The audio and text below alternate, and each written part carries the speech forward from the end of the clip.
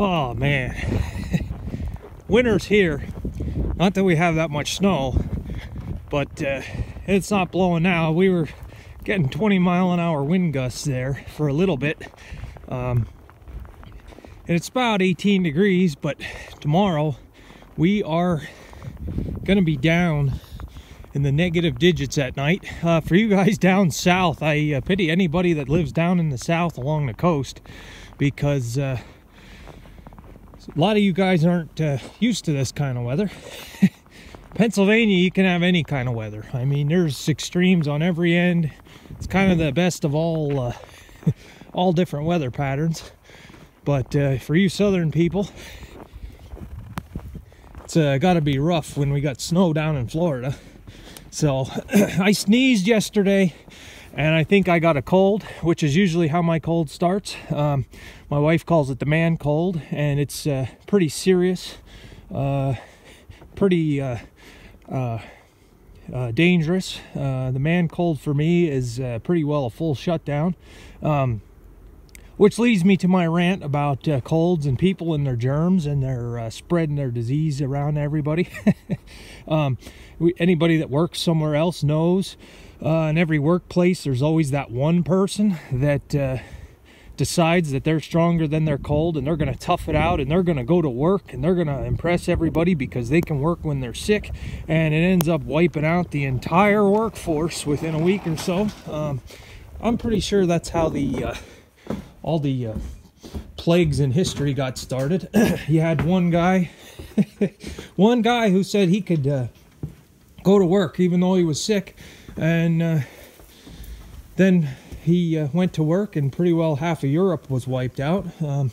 Probably when they came to America, one guy said, "Oh, I have a little bit of a cold, but it's all right. I'll get on the boat and we'll sail to America."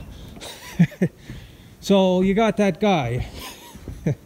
So, which is a good case for not wanting to ever leave the farm.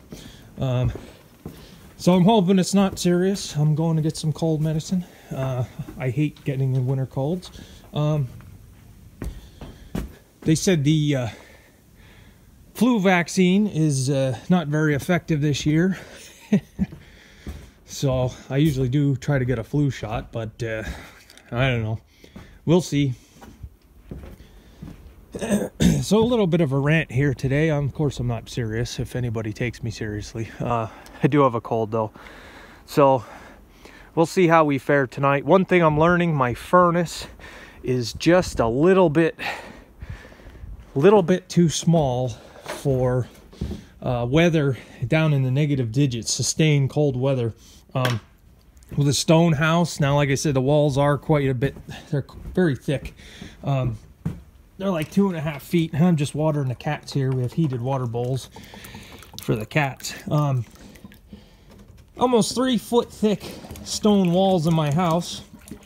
The problem is they never put any type of foam insulation or anything on the inside. So when the cold draws through the stone, you can have it 70 in the house, and the cold draws through the walls. And it's just drafty and cold. Normally, now like I say, yesterday we got up to 20. The furnace, no problem keeping up, nice and warm, felt great inside the house. But when it's down into the single and negative digits, it's been that way for close to a week now. It is an oil burner. It's not a big one and it's not a small one. It is kind of a mid-size, and it's got a pretty big house to try to heat. There's three zones for heat and 1 for hot water. So it's kind of give and take. If you want the first floor to be toasty, the second floor is going to be a little chilly. Or if you get the whole house warm, then it takes 20 minutes to get any hot water. So it's a good thing the oil price went up. So I just saw that really took a spike. I had ordered here before we got this cold snap. It was like $2 and... excuse me, it was like $2.19, $2.20 is what I paid to fill up, and now we're up to $2.65, $2.70 already. So it's gonna be $700-800 for a half of a heating oil tank filled. So 2 more days, and we are back up into the 30s. So hopefully this isn't gonna stick around. So yeah, you guys in the south, I feel for you. I saw even it was 8 degrees in like Louisiana and places like that. I don't know how well people in the south, their homes are insulated or what kind of heating systems they have. I'm sure they spend a lot more on air conditioning. So for us Pennsylvania guys, it's kind of how it goes in Pennsylvania. We have summers where we can reach 110 and winters where we can reach -6.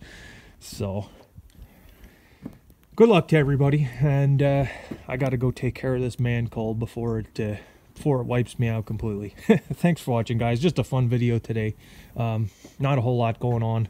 We're just supposed to get a dusting today, but we are under a wind advisory. We're supposed to be getting some high winds, and it's never good when your temperatures are this cold. So stay warm out there, and thanks for watching, guys. In part 2 here, this should make a pretty good photo here. Winter wonderland inside the shed. With having eaves that are open and the ridge vent, you can see what kind of snow can come in the shed here. So basically I could probably just park these outside and it wouldn't make any difference at all. Yeah, you can just see it blowing in here. Just to give you an idea of how windy it's been and how much it's drifting. Somebody asked me about Friday story time. I did get away from doing that. I used to do that every Friday. I did give a story.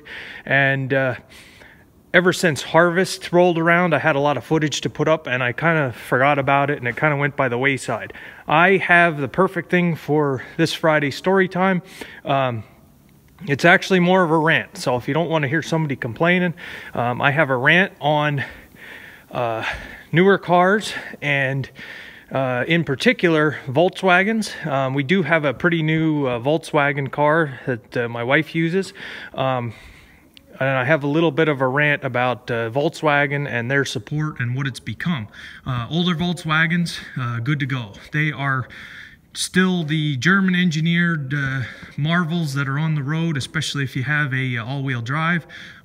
They're real good cars. The one we have, absolute garbage. So I have a couple stories as to why I think that, and I'll do a Friday story time rant about Volkswagens and kind of give you guys an idea of what we went through, and after giving the dealer a bunch of money to buy the car, how we were treated after when we had an issue with it.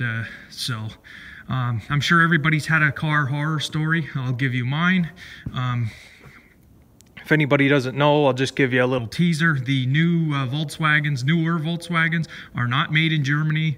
They are not engineered in Germany.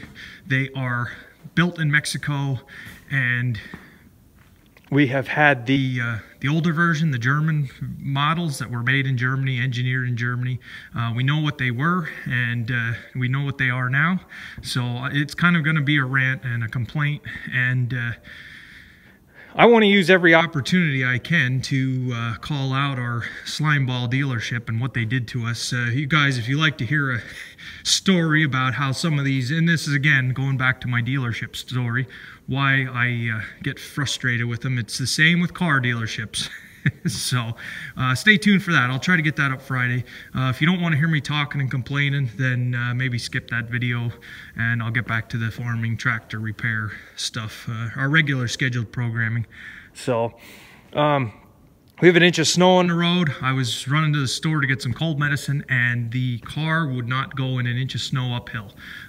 Traction control computerized, overrides any manual functions. So it's going to be take 2 here. My poor Dodge hasn't started for at least a week, and it's a little chilly, so I'll put this to the test and we'll see what 2002 engineering what 2002 engineering's were.